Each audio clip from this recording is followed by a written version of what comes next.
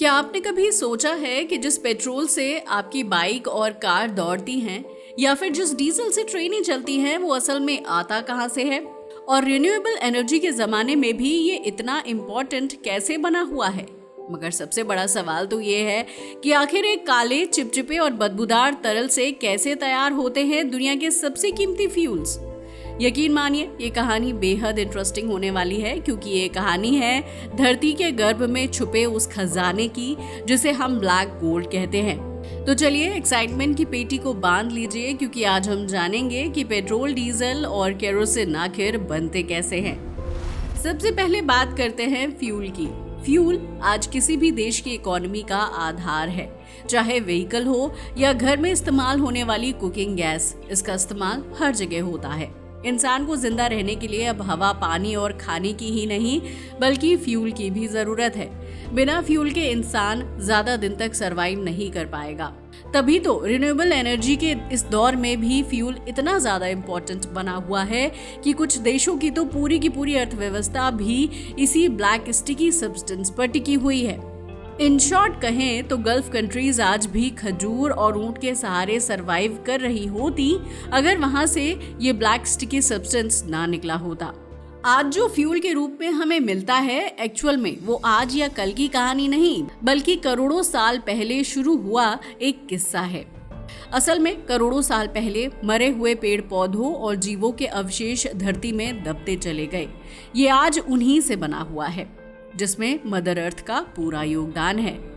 मगर मरे हुए पेड़ पौधे और जीव आखिर क्रूड ऑयल कैसे बन गए, ये एक बड़ा सवाल है। जब ये रिमेन्स समुद्र की तली में दबते चले गए तो लाखों साल तक जमीन के अंदर मौजूद हीट एंड प्रेशर ने इन्हें आज का ब्लैक गोल्ड यानी कच्चा तेल, जिसे हम क्रूड ऑयल भी कहते हैं, बना दिया। उसे ब्लैक गोल्ड इसलिए कहा जाता है क्योंकि जिस भी देश या प्रदेश के पास इसका भंडार है वो देश जल्द ही अमीर बन जाता है। इनफैक्ट उस देश और उसके नागरिकों का गोल्डन टाइम तो इस ब्लैक गोल्ड के मिलते ही शुरू हो जाता है। पता है क्यों? क्योंकि इस ब्लैक गोल्ड की वैल्यू इतनी ज्यादा है कि वर्ल्ड वाइड इकोनॉमी में सबसे ज्यादा योगदान यही देता है। साथ ही इसकी जरूरत भी लगातार बढ़ती जा रही है। तभी तो दुनिया भर में हजारों तेल के कुएं हर महीने खोदे जाते हैं। कुछ कंपनीज तो हर दिन एक नया कुआं खोदती हैं।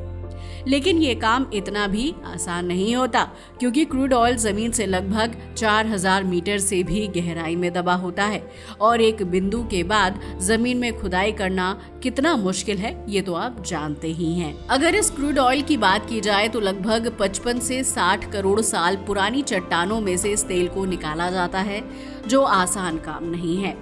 इसे निकालना कितना मुश्किल होगा इसका अंदाजा आप इस बात से लगा सकते हैं कि ब्लैक गोल्ड को निकालने वाली ड्रिलिंग मशीन लोहे की नहीं बल्कि हीरे की नोक वाली बनी होती है।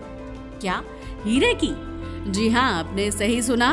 दरअसल ऐसा इसलिए क्योंकि दुनिया का सबसे कठोर पदार्थ हीरा है जो ड्रिलिंग मशीन की नोक में यूज होता है, क्योंकि नीचे की चट्टानें इतनी सख्त होती हैं कि सिर्फ हीरे ही उन्हें काट सकते हैं। इसके अलावा हैवी हीट के साथ प्रेशराइज्ड वार्म स्ट्रीम्स का भी यूज किया जाता है। क्यों? ताकि ड्रिलिंग के दौरान पैदा होने वाली एक्सट्रीम हीट को शांत किया जा सके और साथ ही वहां काम करने वाले लोगों को राहत मिल सके। क्योंकि ये ड्रिलिंग बेहद गर्म होती है, इसलिए उसमें प्रेशर वाली पानी की धाराएं या स्पेशल ड्रिलिंग फ्लूइड भी डाले जाते हैं ताकि मशीन ठंडी रहे और आग ना लगे। ड्रिलिंग के दौरान एक छोटी सी चूक भी ब्लास्ट जैसी दुर्घटना का कारण बन सकती है। तभी तो ऐसा कहा जाता है कि क्रूड ऑयल की खदानों में काम करना मौत को दावत देने से कम नहीं है, क्योंकि अगर इस प्रक्रिया में जरा सी भी लापरवाही हुई तो ये किसी एक इंसान की नहीं बल्कि पूरी टीम के लिए जानलेवा साबित हो सकता है। वैसे तो तेल के कुएं को ढूंढना हो या फिर तेल को निकालना, दोनों ही बहुत मुश्किल काम है। मगर सभी मुश्किलों को पार करके जब ये फ्यूल बनता है तभी इसकी रियल वैल्यू सामने आती है। और इसकी पहली और असली लड़ाई तो जमीन के अंदर मौजूद क्रूड ऑयल को ढूंढने से ही शुरू हो जाती है। हालांकि शुरुआती प्रेशर से तेल खुद ब खुद ऊपर आ जाता है, मगर धीरे धीरे जब ये तेल बाहर आने के बाद प्रेशर कम हो जाता है तब जरूरत पड़ती है पंप जैक यानी प्लंजर पंप की। पंप जैक की बात की जाए तो ये एक शक्तिशाली और घुमावदार मशीन होती है जो अंदर से बचे हुए तेल को बाहर खींच लाती है।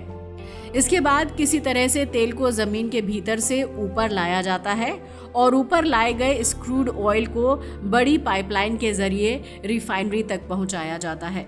वैसे तो दुनिया में बहुत सारी बड़ी बड़ी ऑयल रिफाइनरीज हैं, जैसे अमेरिका, साउथ कोरिया, यूएई और रूस में कई बड़ी बड़ी रिफाइनरीज हैं। इनफैक्ट अमेरिका की मैराथन गैल्वेस्टोन रिफाइनरी, यूएई की रुवेस रिफाइनरी और साउथ कोरिया की अल्सन रिफाइनरी तो वर्ल्ड वाइड फेमस हैं। वैसे एक और बात है कि तेल पूरी दुनिया में नहीं मिलता, ये केवल कुछ ही चुनिंदा देशों में पाया जाता है। वैसे तो सबसे ज्यादा तेल गल्फ कंट्रीज में निकलता है, पर सबसे ज्यादा इंटरेस्टिंग बात तो ये है कि दुनिया की सबसे बड़ी तेल रिफाइनरी भारत के पास है। क्या? जी हाँ, आपने सही सुना। दरअसल भारत के गुजरात के जामनगर में जामनगर ऑयल रिफाइनरी है। ये रिलायंस इंडस्ट्रीज के अंतर्गत आती है। जामनगर की ये वर्ल्ड क्लास रिफाइनरी कितनी बड़ी है, इसका अंदाजा आप इस बात से लगा सकते हैं कि हर दिन लगभग 1.24 मिलियन बैरल क्रूड ऑयल को रिफाइन करती है। ये रिफाइनरी 7,500 एकड़ से भी ज्यादा विस्तार में फैली हुई है। हजारों किलोमीटर लंबी पाइपलाइंस के जरिए ये तेल को रिफाइन करके उत्पादन करती है और उस तेल को दुनिया के 100 से भी ज्यादा देशों में भेजा जाता है। ये रिफाइनरी हर साल अकेले ही 10 लाख से भी ज्यादा पेट्रोलियम प्रोडक्ट्स का उत्पादन करती है। ये तो हुई ऑयल की बात। चलिए अब जानते हैं कि बेसिक क्रूड ऑयल से पेट्रोलियम प्रोडक्ट के बारे में, जैसे कि पेट्रोल, डीजल और डामर को कैसे निकाला जाता है। आखिर धरती से निकला क्रूड ऑयल फ्यूल बनता कैसे है? ये सारा काम तेल रिफाइनरी करती है। तभी तो कहा जाता है कि रिफाइनरी ही असली साइंटिफिक जादू है। लेकिन सबसे पहले इस काले तेल में से पानी, मिट्टी और सल्फर जैसी अशुद्धियां अलग की जाती हैं। सल्फर को हटाना जरूरी होता है, क्योंकि अगर वो रह गया तो न सिर्फ इंजन खराब होगा बल्कि पर्यावरण को भी भारी नुकसान देगा। अब जब तेल कुछ हद तक साफ हो जाता है तो उसे विशाल टावर में भेजा जाता है, जहां असली साइंस शुरू होती है। एक्चुअल में इस टावर में हर मंजिल पर अलग अलग तापमान होता है और अब आता है असली साइंस। दरअसल अर्थ से आए क्रूड ऑयल को सबसे पहले एक बड़े टावर में 370 डिग्री सेल्सियस तक गर्म किया जाता है और इस टावर को कहते हैं फ्रैक्शनल डिस्टिलेशन टावर।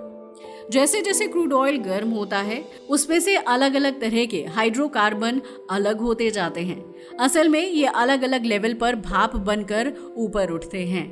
मगर हैरानी की बात यह है कि ये भाप कहीं उड़ती नहीं है, बल्कि ये भाप ऊपर जाकर ठंडी होकर फिर से तरल बन जाती है और इस पूरे प्रोसेस को कहते हैं कंडेंसेशन। इस प्रोसेस में हर प्रोडक्ट का अलग बॉइलिंग पॉइंट होता है, या फिर यूं कहें कि इस टावर की हर मंजिल पर जरूरत की चीज निकलती है, जिसका अंदाजा आप इस बात से लगा सकते हैं कि इसके टॉप फ्लोर पर सबसे हल्के अणु यानी एलपीजी लिक्विफाइड पेट्रोलियम गैस होती है। उसके नीचे थोड़ा भारी पदार्थ होता है यानी कि पेट्रोल। फिर आता है नेफ्था, जिससे दवाइयां, रंग, प्लास्टिक बनते हैं। उसके नीचे केरोसिन यानी मिट्टी का तेल होता है एंड मिट्टी के तेल से नीचे एटीएफ यानी कि एशियन टरबाइन फ्यूल यानी हवाई जहाजों का ईंधन होता है। उससे नीचे डीजल जो भारी गाड़ियों में यूज होता है, और फिर लुब्रिकेटिंग ऑयल जो मशीनों और इंजन्स को चिकनाई देता है, और अंत में बिटुमिन या डामर जिससे सड़कें बनती हैं। सिर्फ यही नहीं, इस पूरी प्रक्रिया में कई और रसायन भी निकलते हैं, जैसे सल्फर, हाइड्रोजन, वैसलीन और प्लास्टिक के बेसिक एलिमेंट्स। हमें पता है, अब आपके जहन में सवाल उठ रहे होंगे कि आखिर एक बैरल से कितना क्या निकलता है। अगर एक बैरल तेल क्रूड ऑयल की बात की जाए तो ये लगभग 159 लीटर होता है एंड ऑन एन एवरेज इससे 88 litre petrol, 48 litre diesel, 26 litre kerosene के साथ साथ 32 लीटर दूसरी चीजें जैसे कि वैसलीन, लुब्रिकेंट्स, प्लास्टिक निकाले जाते हैं। इसे एक आसान उदाहरण से भी समझा जा सकता है। अब आपको नमक बनाने के प्रोसेस के बारे में तो पता ही होगा। कुछ ऐसा ही प्रोसेस क्रूड ऑयल के साथ भी है।